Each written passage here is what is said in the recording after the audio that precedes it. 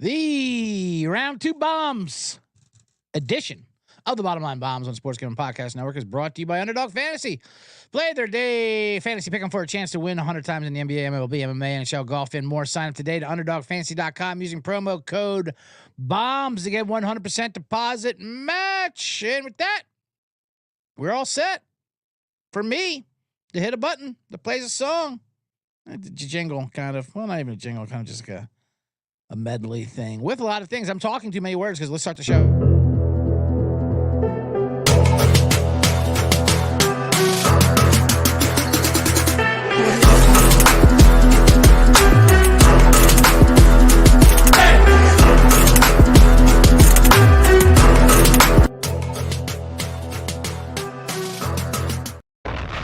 Yes, welcome.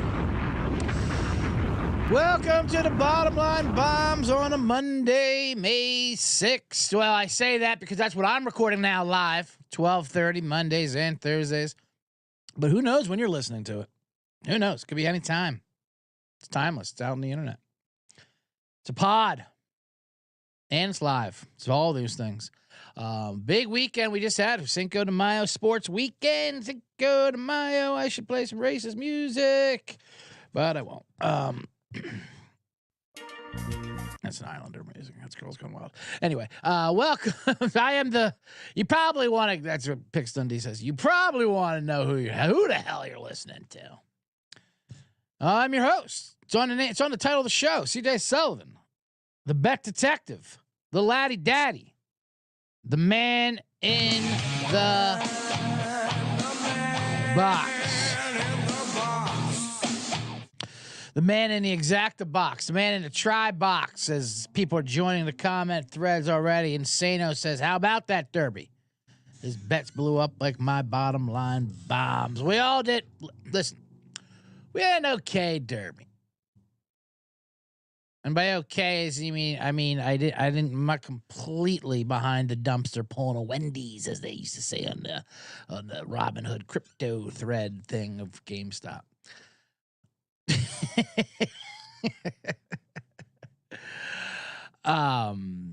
That was a term. Wendy's. It was a term you would say like if this doesn't work out, then I don't have to go behind a Wendy's and start turning tricks for cash. But they say in a much dirtier way. We gave out. Well, my official select was Anna Marie, the 7 horse, who got banged around. I think he finished in 8th or something like that. The props I gave out, by the way. Before I say, yes, we lost the Kentucky Derby. Correct. But the props we gave out, the head-to-head matchups went 3-0. So if you follow that, C-generates, then you hit a little chunk of change. Because picking it, as you can see with the 22-horse field, I mean, it was a lot of collisions. They let them play, as Ryan Kramer said. They let them neigh. They were banging around like NASCAR, swapping paint. No inquiries at all. Anna Marie, he got lit up, thrown to the back, and spit out. You got to fight through that. That Japanese horse, as Mike Francesca would call him, Forever Young. I don't know how there wasn't an inquiry on him. He was just he was straight up down in the post, Yao Ming style, boxing out. Can't do that. I went Friday to Santa Anita with Nick Vatter. Posted a video on it. The last race, there was an inquiry. How horse was tossed out from second place. He did far less than what these animals were doing at the Derby. It got wet. Track got wet. I will say this. I had every single combination of exotics except for the winning one, of course. I hit $1 that got me half my money back. But I did say on the air, and you can check the tape. If it rains, you bet Mystic Dan. If not, you throw him out. That's what I said. He was one of the horses I was throwing out, Mystic Dan. I'm going to go, unless it's wet, then he's going to win it. And that's exactly what happened. Did I listen to myself? No, I didn't listen to myself. Because it did get wet, but I'm like, doesn't look that wet. Because they dry up this track pretty quickly. It literally has to rain right before the race. But he looked like he could handle the mud and the conditions. An amazing photo finish.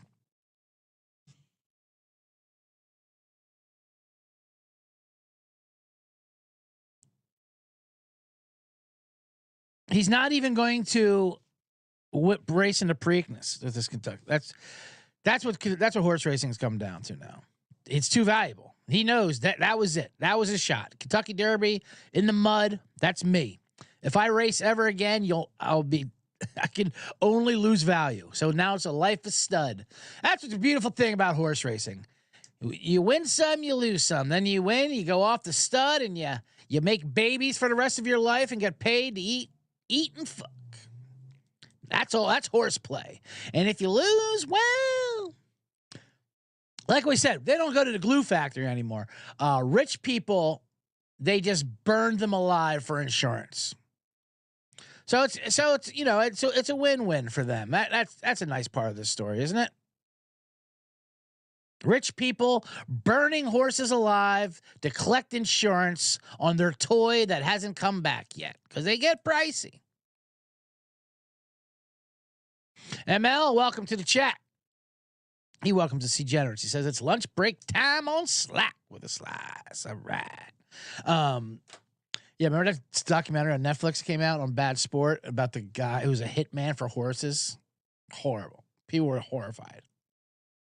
That's what I love about once a year, a couple times a year when horse racing comes to the forefront and it's pageantry and there's hats and there's mint juleps and the girls in the dresses and everything looks fancy pantsy. And then they check under the hood and they go, good God, what are you doing to these animals? Yeah, we're burning them alive. We're shooting them with a tarp over it. We're injecting it with drugs. Their bodies are not prepared to be running these kind of races on fiber trucks. They die weekly. Oh, okay. But that porn music's kind of catchy, isn't it? Ronnie Pasco, welcome. You get a few pounds. So it is. It's kind of a hangover here anyway. So, yeah, Derby was what it was. Great finish, a great actual race. The 3-headed dead heat photo finish, which Mystic Dan won at 19-1, which is, thank God that came in at 19-1. If it came in the other way, I wouldn't have made any money. It's funny, the NBC, which is the national coverage of it, obviously, it always takes them a real long time to show the money, like once the race is over. You got to get the horseback interviews, the millionaires in the winning circle, all the things. We don't give a shit about that. What does it pay? What did the exacta pay? What did the superfecta pay? So when you go to the track, the track feed's hilarious. That's all it is just the numbers. Bing, that's what it paid. Hold all tickets. This paid that. That paid that. That's what they know. That's what we care about. We don't even know the names. I don't care about the names. Numbers. That's when you know you're degenerate. Names mean nothing to me. Give me the numbers. What number came in? I love the horseback interview. She's great at that. Okay, that's because you won the Kentucky Derby. Whoa, whoa, whoa. And the horse like taking off on mid-interview.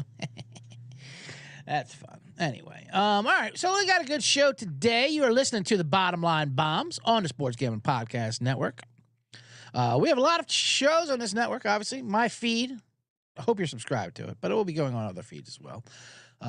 Let's say you're a hardcore baseball fan or just a degenerate sitting in the office looking for some afternoon action. Either way, you'll want to make sure to subscribe to the MLB Gambling Podcast wherever you get your podcast. And then, of course, we'll talk other team playoffs. And that's what I'll talk today. I'll talk NBA playoff round 2, NHL round 2. They're all starting. Some of them have started, but mostly starting tonight and tomorrow and Wednesday. We'll do a man in the box. Cinco de Mayo weekend is just incredible sports weekend. It's the true degenerate weekend. And people like to say, the first weekend of March Madness. Yeah, that's fine. But anyone can get involved in that. There's brackets and college basketball. Super Bowl weekend, yeah, it's great. But it's the true degenerates that get in there in the Cinco de Mayo weekend. You got Kentucky Derby. Of course, you have NBA and NHL playoffs. But then you have there's always a boxing match, Cinco de Mayo special boxing match, and Canelo Alvarez, who won by decision. He was a big favorite. It was a great fight, actually. Very, very, a lot of action. He dropped him for the first time in his career. Yeah, you even have UFL as Helms comes in, says, thanks for that DC pick Sunday. It was my lock of the week, DC Defenders, as they beat the fraud San Antonio Brahmas. You can stay tuned after this. The UFL show continues on. We'll do a recap of the weekend's action and do our power rankings as part of the C block with Colby Dundee and J Mark. And then, of course, all the show was stolen by the Tom Brady roast, as Ron Pasco says. What are my thoughts on the Brady roast, CJ? I will save those to the end at the Man in the Box. I'll get into the Tom Brady roast, Pat Ronnie. Serial wants to know if I'm going to finally back the Knicks. Well, you know what? Let me do a quick ad read, and then I'll get into those NBA bombs, Serial. And I'll start off with those Knicks Pacers, which play tonight, round 2. At the Garden, the Mecca of basketball in New York. Good Lord. This is going to be a nightmare having to endure another series of the Knicks fans. Anyway, let's talk to you about Underdog Fantasy first. Let me toss that up there. Underdog Fantasy. There we go. The NBA playoffs are here. And our sponsor, Underdog Fantasy, wants to make it a lot more interesting. It's the easiest place to play fantasy sports. Play their pick'em game as simple as selecting higher or lower on player stats like points, rebounds, assists, and so much more. Make entries of all basketball or mix and match across your favorite sports. You can write up 100 times your money. It's a ton of fun. Underdog is available in 30-plus states, including California, Texas, and even Canada. Oh, boy. Underdog is available in 30 states. I already said that. They launched a Champions or player versus player format in Florida. Make sure you sign up with the code BOMBS. An Underdog will double your first deposit up to $100. That's Underdog Fantasy, promo code BOMBS.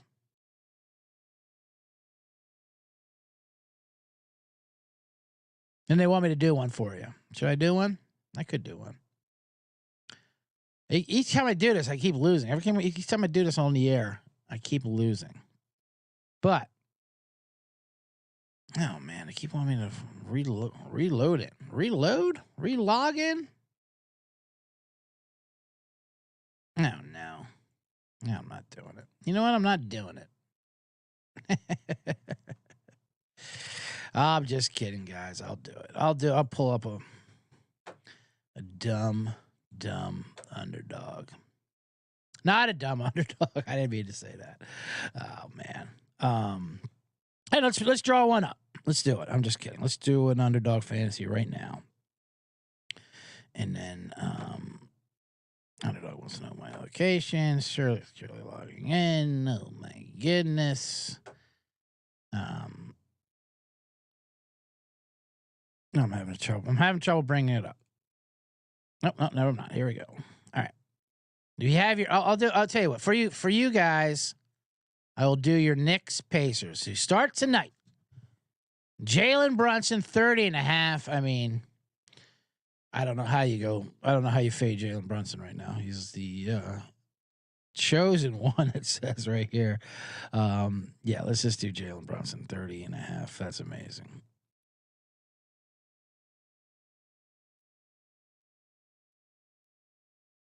And then we have Pascal Siakam. Oh, you can only do one of the chosen ones. All right, we'll do Jalen Brunson just because it's Jalen Brunson. And Halliburton, 4.5 points first quarter. You got to do that. There we go. There it is. So Tyrese Halliburton higher than 4.5 first quarter points. Been a long little layoff. Jalen Brunson higher than 30.5 just because he's unstoppable right now, and the Pacers defense is not good. So let's just bang that out. 50 for 150. There it is. 3 times. No, can't put more than 10 because we had an entry limit. All right, good. Thank God. Save me some money. There it is. So that's what I'm giving out. Brunson over 30.5. That little son of a biscuit who killed Philly last round. And Tyrese Halliburton, who should have a big series. All right, we're back here on the Bottom Line Bombs. Let me boost that. Woo! Now Now we are back. Now we can officially talk. Now that I'm not distracted. Now that the man in the box who produces his own shows, Pasco wants to know about campus protests over or under. Higher or lower, Ronnie Pasco? You got to keep the lawyers right. Channing Brown, welcome to the chat room. Love Channing Brown says, "What's up, y'all?" Everyone, welcome. All right, let's get into your Knicks Pacers who play tonight. There are 2 games tonight. I'll give you Monday. I'll break down the Monday right now. The Knicks are heavy favorites. They're only 5.5-point favorites tonight. But the series price, I was kind of a little shocked at, to be honest with you. I mean, I get the Knicks have all the hype, and they're the god, and they're the greatest team in the world, and there's no noise like the noise at Madison Square Garden when it pops. I saw a thing on that in some basketball account. The top 5 pops in Madison Square Garden history. Larry Johnson's 4-point play versus the Spurs and a strike-shortened season. That's what I'm saying. The Knicks highlights, their fucking historical highlights are so low stakes. It's insane. The Mecca of basketball. 34. Like that Reggie Miller play when he scored like 9 points or 5, whatever, in 10 seconds or whatever the hell that was. When he hit the 3, stole the inbound pass, hit a 3 and 2 free throws, 8 points. That was like for a first round playoff series that meant nothing, where both teams were trash. Even the choke game, which is one of the greatest things I ever watched live in sports, when Reggie Miller did the choke game with Spike Lee, went back and forth and scored 25 points in the 4th quarter. It was awesome. The Knicks won that series in 7. No one remembers or cares, which makes me feel good about the Tyrese Maxey moment. Tyrese Maxey moment will outlive the Knicks as long as the Knicks don't win the championship. For sure. And they won't. Anyway. Listen, like I said, I like these Knicks players. I like the way they play. They don't have Brunson is a superstar now, but he's also new to being a superstar, and he's still not that guy. He draws a lot of contact, which I don't like. He's like a mini James Harden. But I don't know. I like those Villanova guys. They play tough. They play a different way. Josh Hart nailing that 3 was such a fucking Josh Hart moment. Good for them. But the fans can be insufferable.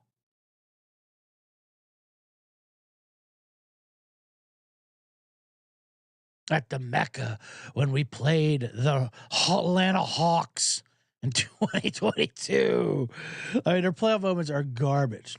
Now, Tom Thibodeau, usually not a playoff coach. He usually runs his players into the ground, and he did that so far this year. Now they're kind of banged up. But it doesn't matter that much in the playoffs because you play a shorter rotation anyway. But I do think it can come to effect with India. I think it's a pretty even series. That's why to see the odds at, what am I looking at here? -265 for the Knicks in the series. You can get a +225 number on the Pacers.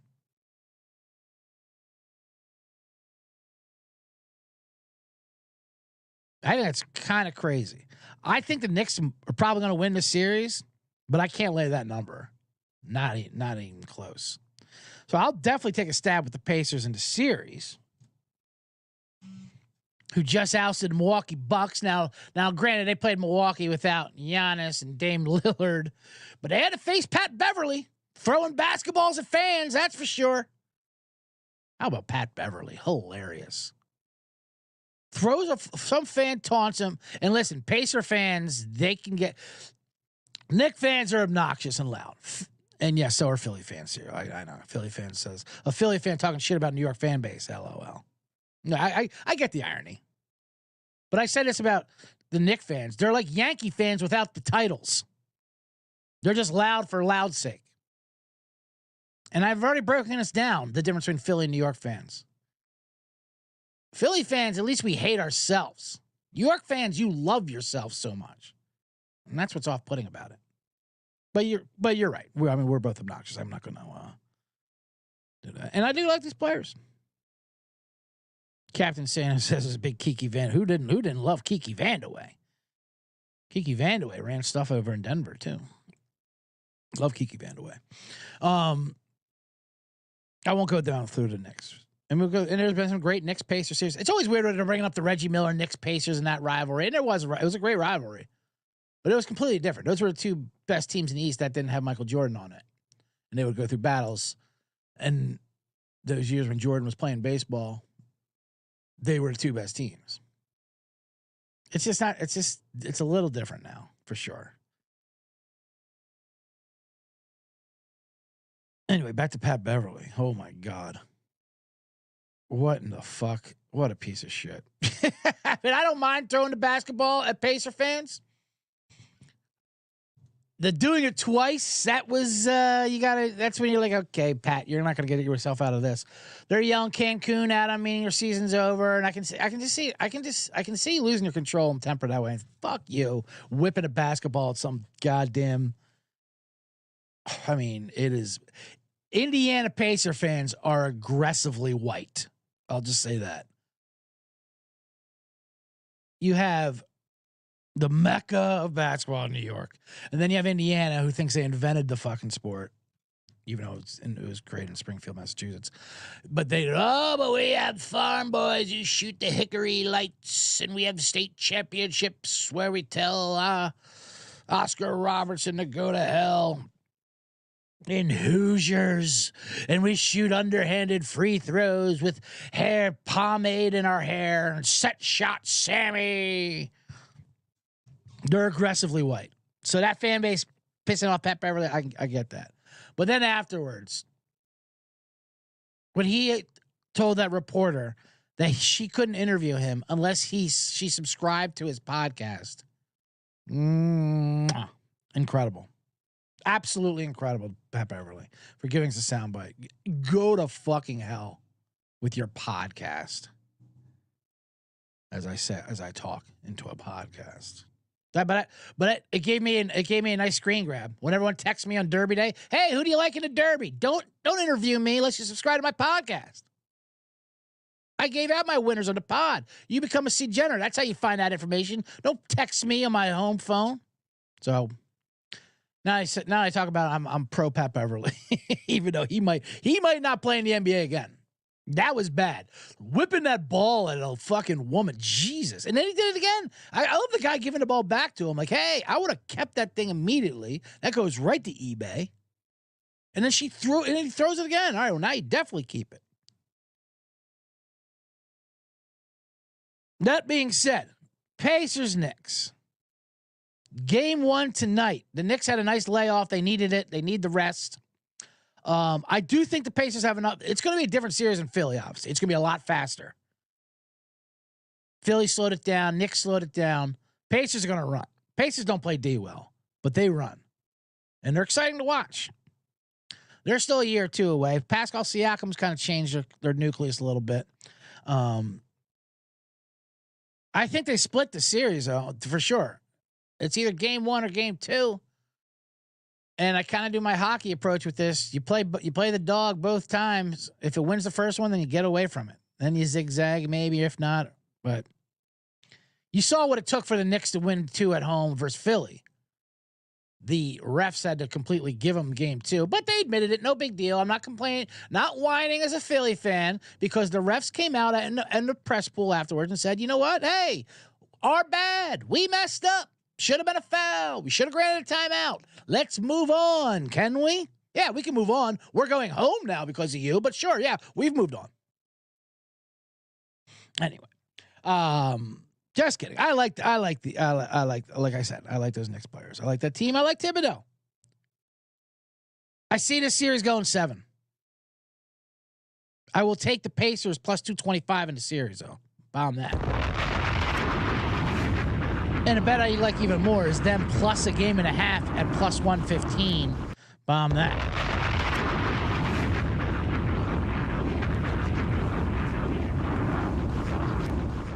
I think it's going to be a lot tougher for New York to win in Indiana than it was for them to win in Philly. They played very well in Philly in all 3 of those games. They're very similar. All the Philly New York games were similar. Every single one of them, all 6 of them. It's not going to be like that in this game. Both teams are going to win. They're going to win when they win. They're going to win big. That's what the Pacers. There's a lot of variance. So what do we do with tonight's game? I mean, the Garden will be rocking. That's for sure. Can't deny that. I think it'll be a lot of back and forth, though. I think we'll go over let's go over at 217. I just think you're going to see a completely different style of basketball now in this series. So let's just ride that. I like the Pacers as well, plus 5.5. Let's just take it over 217 and see what happens. Bomb it.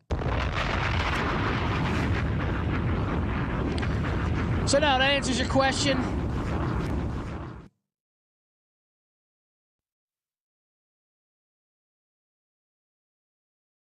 Cereal, that answer your question? Fuck no, I'm not taking the Knicks. I will keep fading the Knicks, and I'll fade the Knicks at their victory parade. At their ring ceremony, I'll still bet against the Knicks. That's how dedicated I am to see them lose. Now, that might be that's obviously the number one rule of gambling is that you shouldn't let it get emotional and don't get your heart get in the way of things. And I do like the players. I just don't want to. I do not want to see their fan base win. I don't. It brings up childhood memories. See, that's the thing. I grew up with the Knicks being good. I mean, good. I mean, kind of good, like in the playoffs, and just New York fans in general. And they would come down to Philly. They go up to Boston, and then they take over like they would do.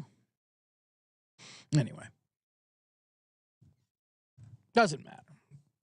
It'll be a good series. It'll be a fun, entertaining series, that's for sure.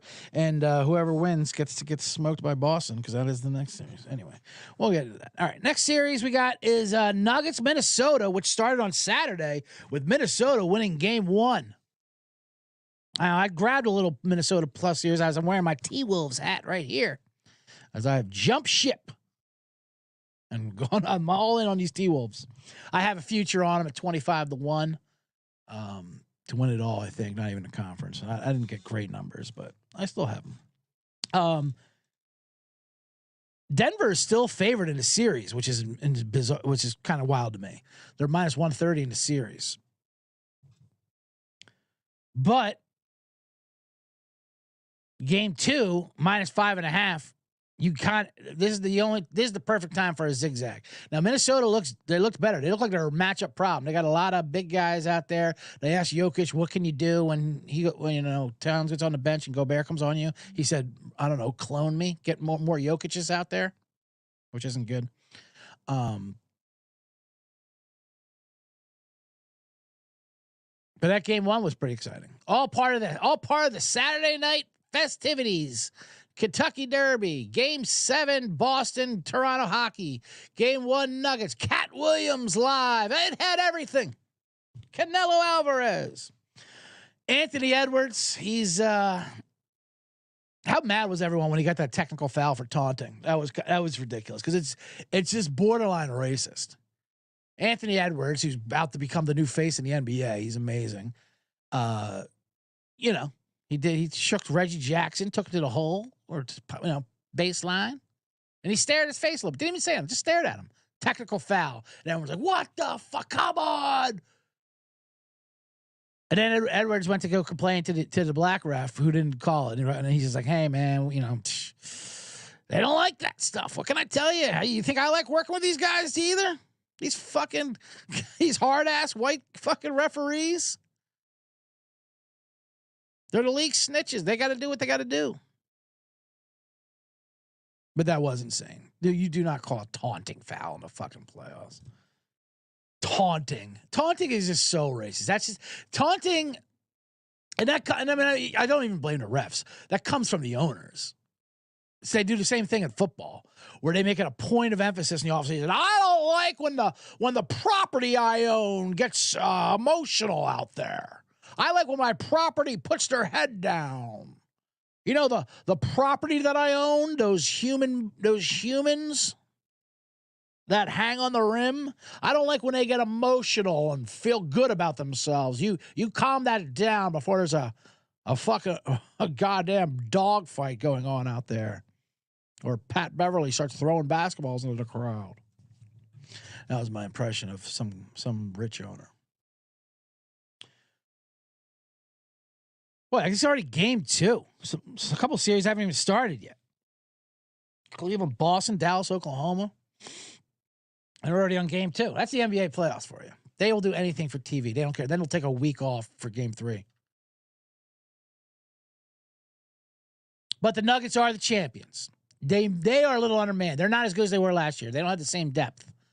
But they're still the champions. They are at home. They have the altitude. My bomb of the night for games tonight is Denver -5.5. Bomb that. Alfred agrees with me. Alfred 44 agrees. He says Denver for sure. It's the classic zigzag. Because one thing is for sure, if they lose tonight, they are done. They're cooked. I do think they bounce back tonight. They'll make some combination. They'll make some kind of. They know. I mean, they're the champions for sure. I think series wide, they're in trouble. That's why actually I don't mind. I don't mind you playing. I still don't mind playing them T-Wolves right now plus money for the series. But if Denver wins tonight and they win handily, let's say by 8-12 or something like that, like they usually do at home, that series price will go right back to its original number, almost slightly under. You'll be able to get Minnesota again at over plus 180. So I kind of recommend that, waiting and hoping Denver wins tonight, which I do think they will. So we'll take game 2. We'll bomb that.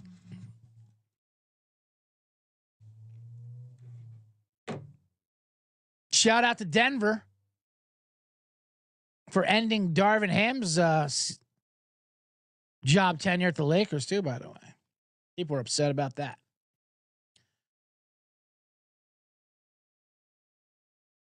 I mean, I feel bad for Darvin Ham, but he played the Nuggets. What are you going to do? Well, yeah, true. The Lakers did run into the Nuggets last year in the Western Conference Finals. They got a charmed run to get there, set up matchup-wise. But they act like that was the only thing starving them in a way this year as well. Well, they just got the Nuggets. What can you do?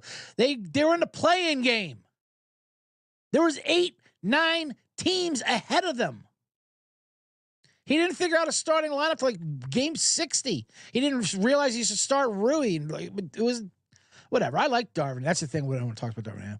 Good guy. Darvin Ham, great guy. Not the best X's and O's. Well, what else do you need him to do?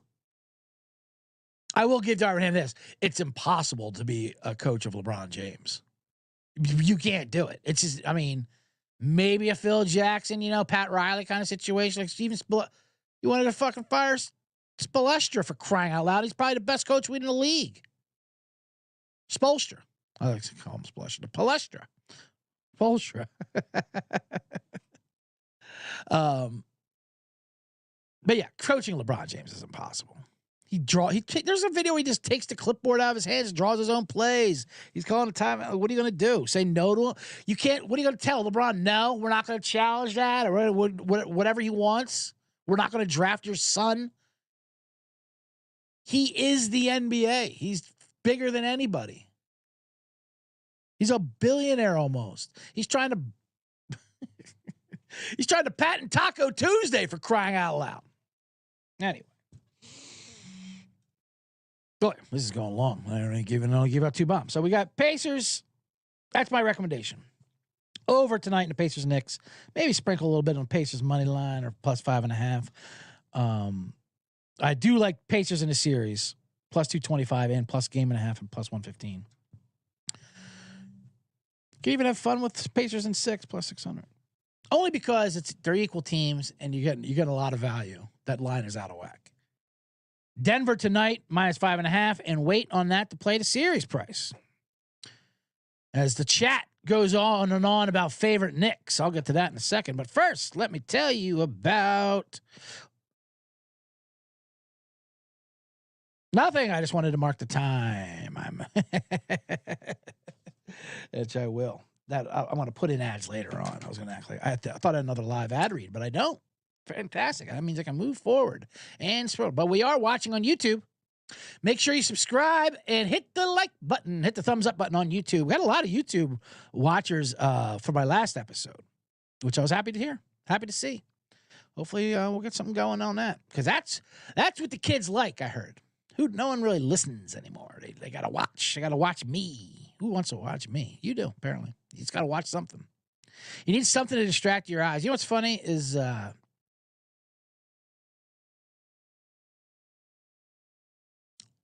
like videos on TikTok, Instagram, whatever. And I'm being told this. I'm starting to reach out. I'm trying to make, because I have my man in the box video clips I put out there for content. You know, it's me doing whatever fucking random topic, and I'll have like other captions underneath to do secondary jokes. And I think that's enough. That's nowhere near enough what you need for YouTube and TikTok. You need constant splashing of photos and nonstop, because people in this generation, like, they need something to look at while they listen to you. That's anything.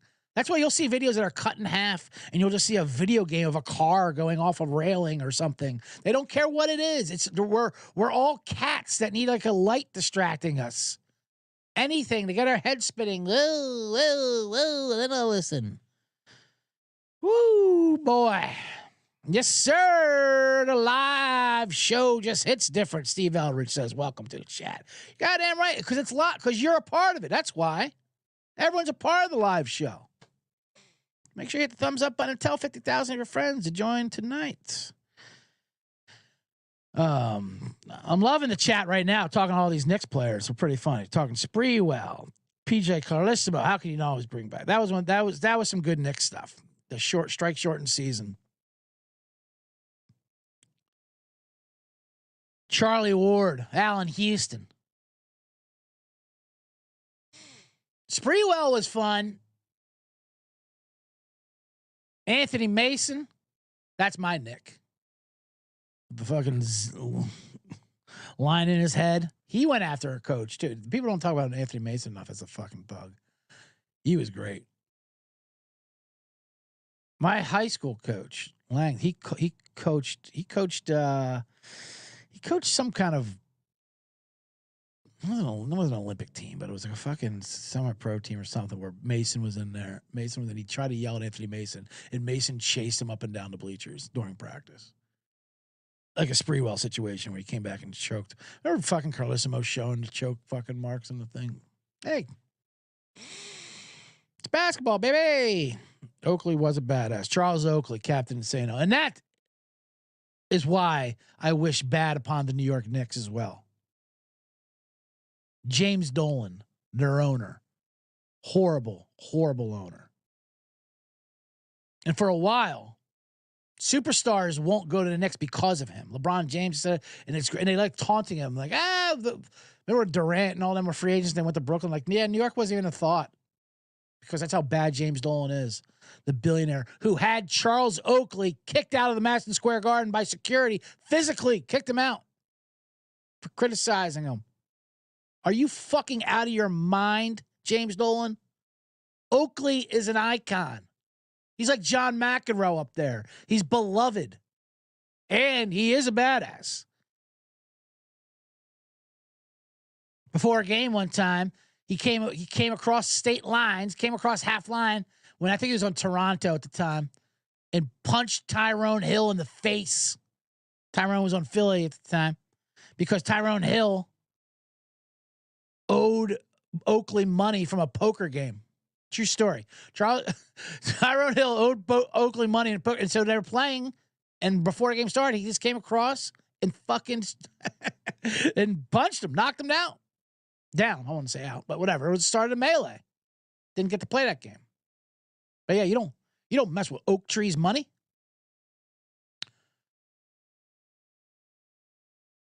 Tyrone Hill, by the way, one time he was playing against Philly, and I was at a game.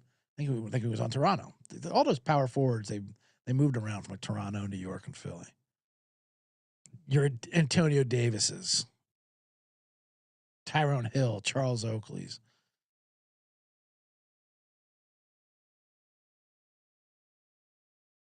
Maybe he was on Philly, whatever. But the guy was heckling in a fun way. And he was going, "Hey, Monster Cookie, way to put it high, Monster Cookie. Way to get the rebound, Monster Cookie." And he was talking about Tyrone Hill. We're all like, "What the fuck does Monster Cookie mean?"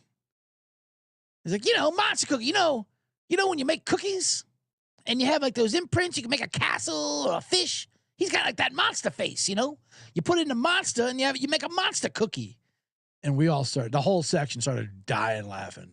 That was the funniest nickname we've ever heard. And all game, that's all we started saying. And he was on the Sixers. Get that work in, monster cookie. Just his explanation of it was great. You know when you're making cookies. Yes, I've made cookies before. Yeah, or I've helped out at least making cookies.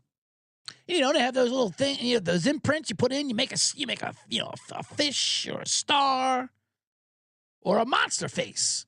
So the monster face that goes in a cookie, that's Tyrone Hill. All right, sounds good. Anyway, where was I? Thanking everyone in the chat for hitting the like up, and talking old Knick players. You guys get it tonight. What else? All right, let's get into there's also a hockey game tonight as well, right? Is there a game 1? Is that what's going on? Florida, Boston? Is that tonight? That's bizarre, huh? They just played Saturday night, game 7. Now the Boston's got to go to Florida, who's well rested into Florida. You got to take those Panthers tonight. Now hockey, I do have that system where I play the dog. They always split those first 2 games, and I won a nice ice dog system run last year, if you recall. The system is, it rarely does a hockey team go up 2-0. It's just usually a first round action. So you play the dog at plus money. If it wins, good, you get out of there. If it loses, you come right back and play it again in game 2. Hopefully you get that split and you get some profits at the plus money. Now we'll do that. We'll blind bet all the rest of them. Your Carolinas and your Colorados and Edmontons and whatever, Vancouver. But this game, I do like fading teams off of game 7 because that's such an and it went overtime versus Toronto, a series. I mean, just a gutting series. And now to a quick turnaround at Florida, who is the best team in the Eastern Conference, kind of by far. The puck line is plus 165, minus 160. You can get them in regulation, but the 3-way line, let's see what that is real quick. I'm going to give out all 3 of them. So I kind of love this game.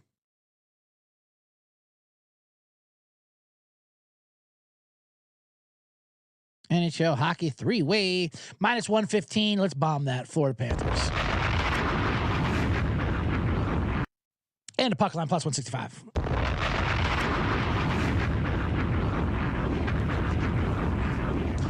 I like them in the series as well. Florida Panthers, by the way, I'll give that out. Minus 1.5 games at plus 110. The series is minus 195, plus 170 for Boston. This Boston team, they got name recognition. You think the Boston Bruins are the dynasty that they've been, but they really haven't been that good in a little while. And off a tough series like that, I think Florida's going to make quick work of them. So minus 1.5 games of Florida Panthers versus Boston, plus 165. I'm going to bomb that as well.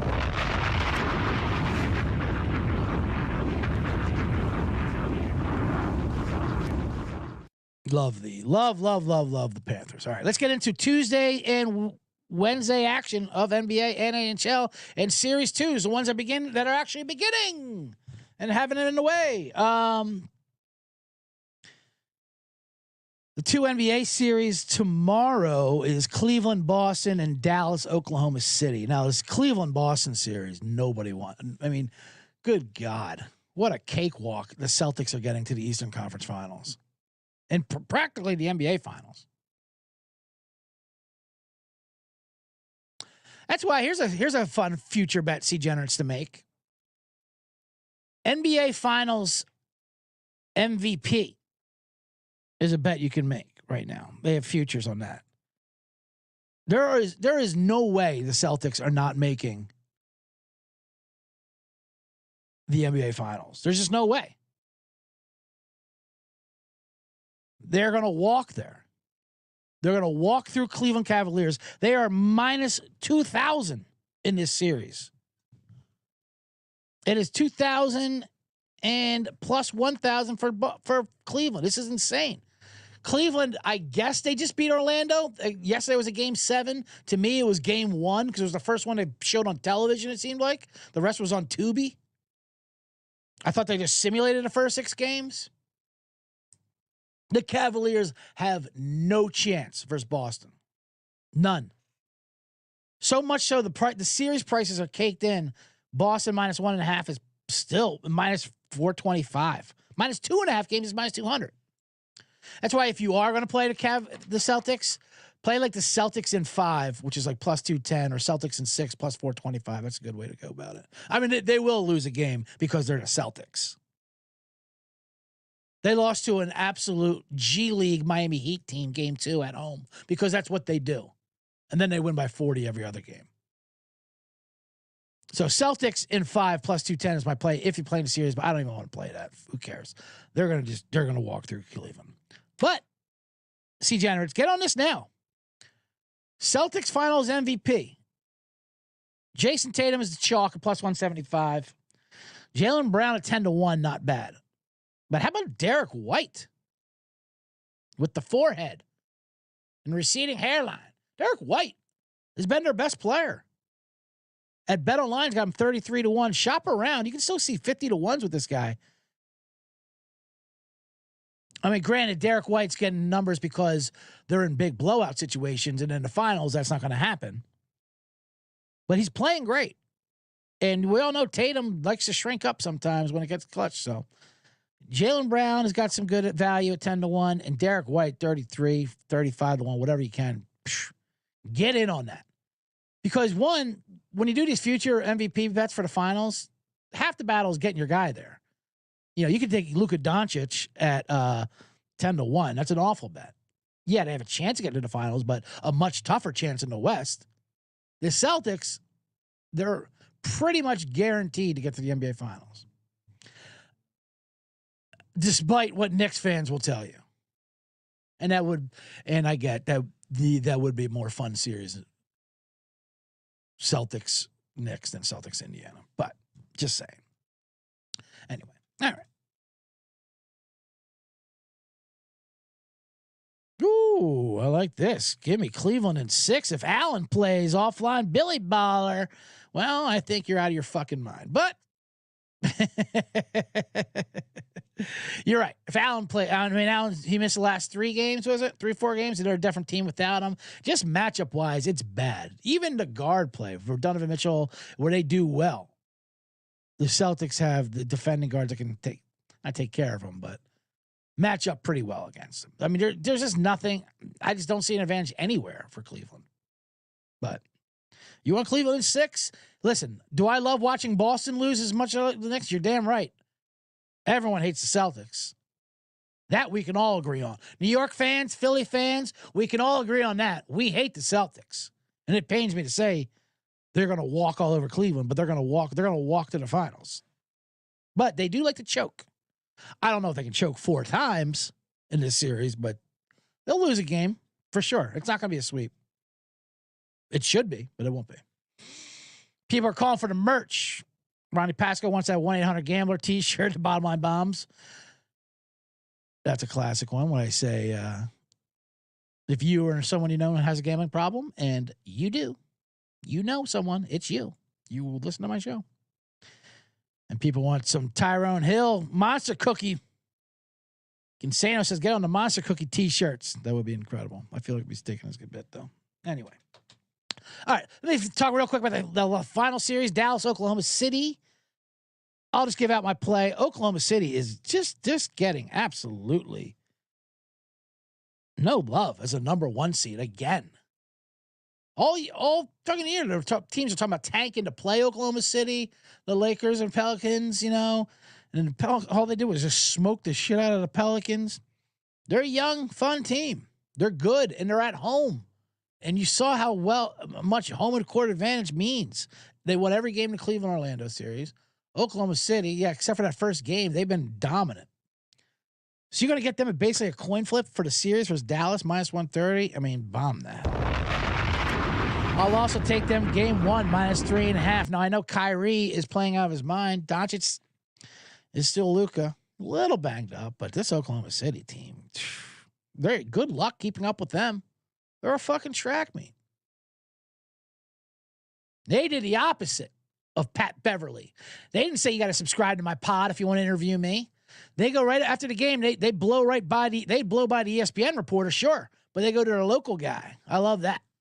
That's a fun thing. The whole team goes to the local beat reporter or sideline reporter who's been with them all year, and they do their interview first, even though that's not what the NBA wants to know because their contract is with TNT and ESPN.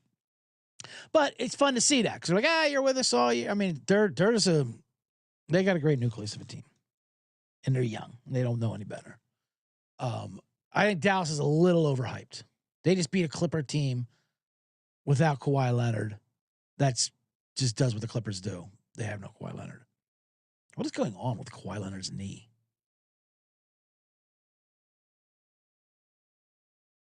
Was he in a motorcycle accident? What the fuck is I mean, this has been like 4 years now. More than that, right? I mean, it was still hurt when he was on the Raptors. When he won a title for the fucking Drake-led Raptors. That fraud of a fucking championship team. 2019 is when they did, which is a long time ago. Yeah, it's 5 years ago. And he was hurt then. I mean, good God, but Kawhi Leonard's knee. I mean, I feel bad for him. It's obviously derivative. Consecutive. Anyway, I gotta wrap this thing. I gotta wrap this up because there's so much stuff to talk about. But real quick, and then there's hockey bombs. So many things to talk about. I'll do that real quick. Tomorrow's Carolina Rangers. We're going to take Carolina Panthers to tie up the Rangers and win one in the Garden, even though it's kind of scary playing in that Garden this spring. The Knicks and Rangers are both playing great. I'll take Carolina minus 119 to tie it up tomorrow night.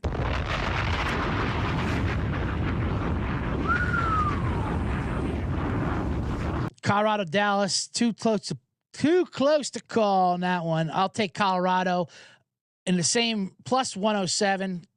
Not only any hockey ice dog system, but just like I talked about with Florida, Boston, we're fading a game 7. Dallas played a game 7 yesterday in a tight one, long series where they were versus Vegas, the champions, where they're down 0-2, back and forth.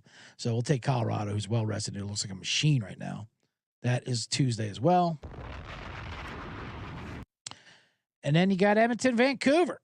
Edmonton, by the way, should smoke Vancouver in the series. But you're going to get Vancouver as a home dog in 2 games. We'll take the plus 109 in game 1.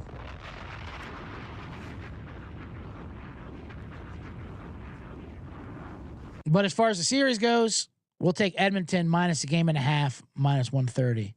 That's a good series play right there. Edmonton seems to be on a mission. So that's a lot of bombs. That's a lot of bombs, C-generates. I had to speed through the ones at the end because, well, now we go to the box.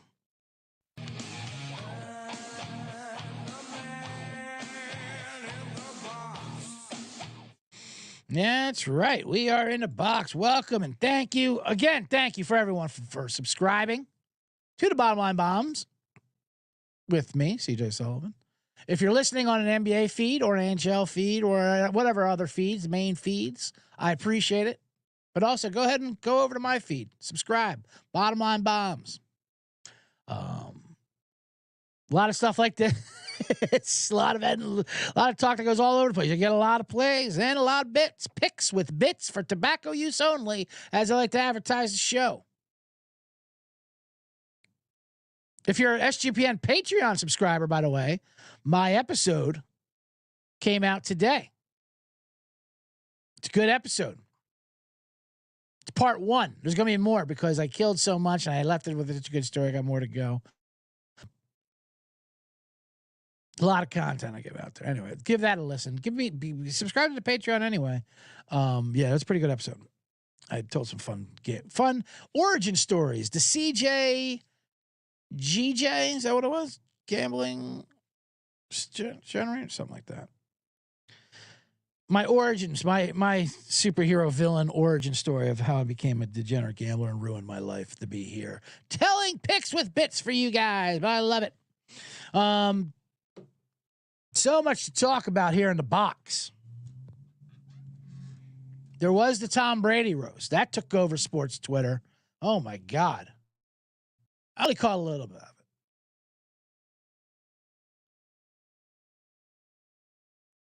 There's so much more that goes on. There's the Drake Kendrick Lamar. Speaking of Kawhi Leonard, Ronnie Pasco says Kawhi Leonard needs to have his knee checked by the ghost doctor. Oh man, the ghost doctor. That's what it seems like. I remember, wasn't that one part of the reason why he left San Antonio? He didn't trust that doctor. Gave him some bad advice. The ghost doctor. Here you go, Kawhi. Take these pills. You'll be fine. For the next 8 years, you'll never be in the play. You'll be in and out of the playoffs and disappoint fans everywhere.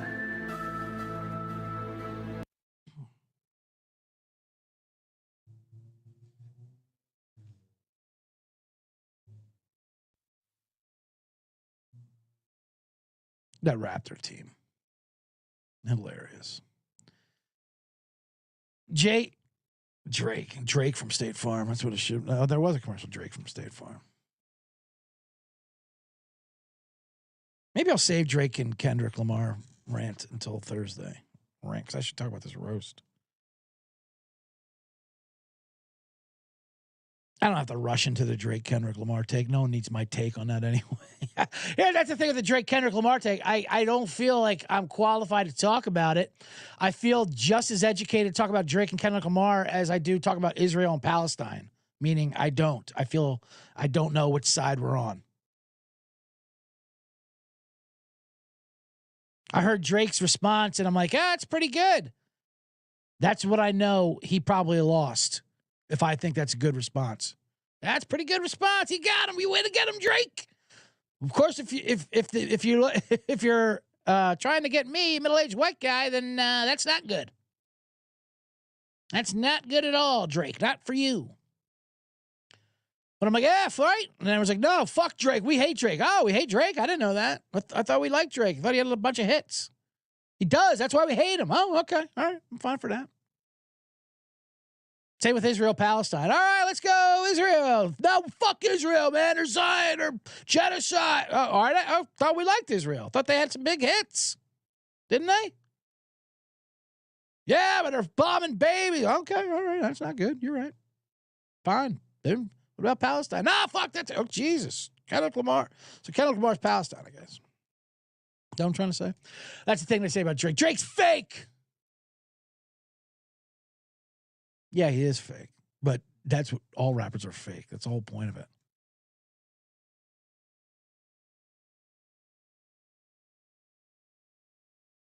Didn't you? Am I the only one who watched? Am I the only one who was raised on CB4?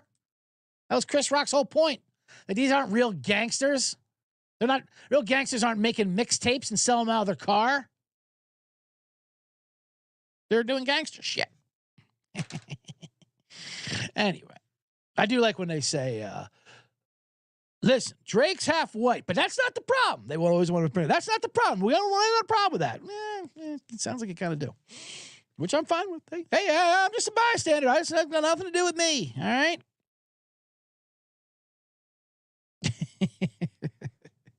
I just said I wasn't going to get into it, and now I'm getting into it. I'm getting there. I'm getting deep. People are dropping beats. All I know is people don't like Drake. Nobody likes Drake, except for every show he goes to is sold out for 20,000 people. But other than that, no one likes Drake. Girls like Drake, I guess. If I was Drake, I'd be like, yeah, I don't give a fuck. I mean, I get it. You have to keep your street cred and all that, but Jesus. You're too famous for that. I don't know. I did see the one part where he had to defend him being a pedophile. and he goes, hey, I'm not a pedophile. You don't see me on the... You don't see me. Where's the case there? I'm actually not a pedophile. There's no lawsuit with me. You can't prove that. That was like, he's rapping that. I'm like, yeah, that's not a good sign. If you have to say I'm not a pedophile, which you do nowadays too. So I do also get his point. The way people fucking throw misinformation out there, you kind of got to say it, but not in a rap battle. Say that off the record, after the rap battle. That just doesn't come across hard in a rap beef battle. Hey, I'm not a pedophile. You can't prove that. There's no lawsuit there that I didn't squash. What? I mean, it's not true.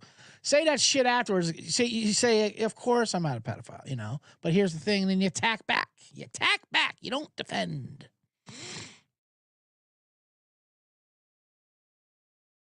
Ronnie Pasco, giving credit to Twitter, says he thought Drake versus Kendrick was a Missouri Valley Conference game.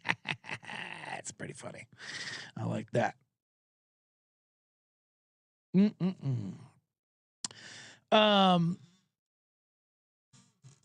Mel, I'll put Mel's up there, even though I'm in the box. Says Florida game 1 plus the series double at plus 115. That was a great bet. I like that a lot. All right, Tom Brady roast. Let me get this before we get out of here. Oh, we're already at an hour. Jeez Louise. See, generates. What am I doing? All right. There's so much to talk about there. 3 hours live on Netflix. Personally, I like the Cat Williams live special better. Cat Williams. He is a character. Something was off-putting about the Tom Brady roast I didn't like about it. I mean, it was harsh. It was severe. It's what it was. It's just, when you get the meathead comedy element, you got UFC elements and Andrew Schultz and fucking Brady and Randy Moss and Julian Edelman and Belichick and Kraft. And listen, and I know because what I don't like about it, because then you have sports writers, but man, wait till you hear what Kraft said about it, but Brady said back. He was kind of funny. He was funny. None of these people are talking. Gronk was great. Gronk did his own shit. I mean, it was a fucking frat guy thinking they're hammered being funny, but at least it was his own thing. There are writers, and they're all very talented writers. I know a lot of them that write for these things, and they give them all their jokes, except for Gronk. Gronk does his own thing. There's some people you can't control. But I get it. Writers aren't going to get any of the credit, but it's just so funny when you think this is what they're actually saying. Did Tom Brady just admit to Deflategate? No, he didn't. He wrote a joke. Someone said to him about it. He didn't. This is all fucking for publicity to make his image go better. Although he almost pulled up. It was pretty cringy. I agree, Ron. There was a lot of fucking bad jokes. People there was a lot of just dirt. Just being as dirty as possible. How about when Brady did his Will Smith moment, though? When Jeff Ross did a massage joke about Kraft, and he gets up and goes, "Don't say that shit again," and whispers in his ear, "Sit the fuck down, Brady." Shut up. Don't do that shit again. It was an innocent massager. What are you not going to talk about a billionaire who got a happy ending at a fucking Florida massage parlor? What else do you want me to say about Robert Kraft, Tom? That's the joke. Then he gets HJs from sex trafficking.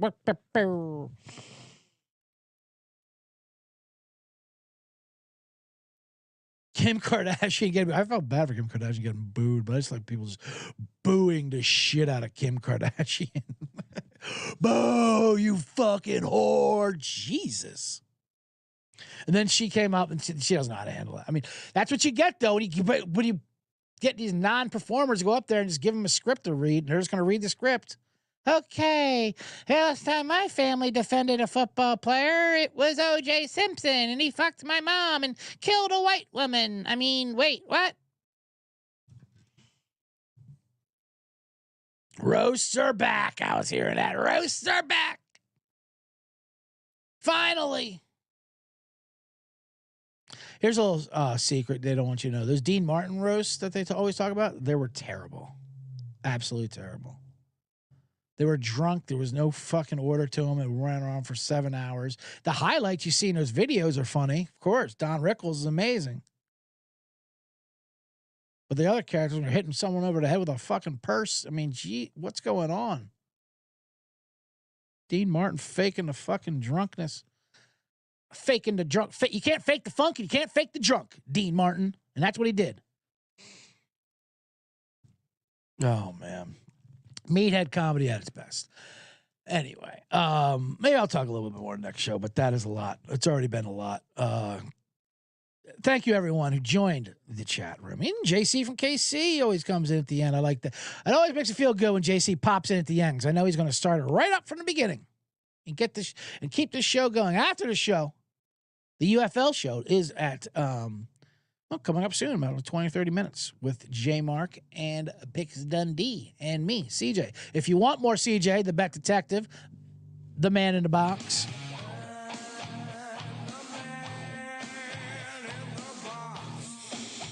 make sure you subscribe to the Patreon. My episode of the Patreon on the SGP is out today, where I tell amazing stories about my origin story, whatever. I tell an hilarious thing about when I was running a poker room.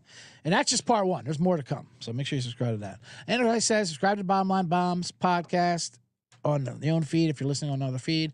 Follow me on Instagram at CJ Sullivan was taken, or on X at CJ Sullivan _. Subscribe to all the other shows. You know how this goes. I just keep talking until I can do the theme song, and then I should play some Kendrick Lamar.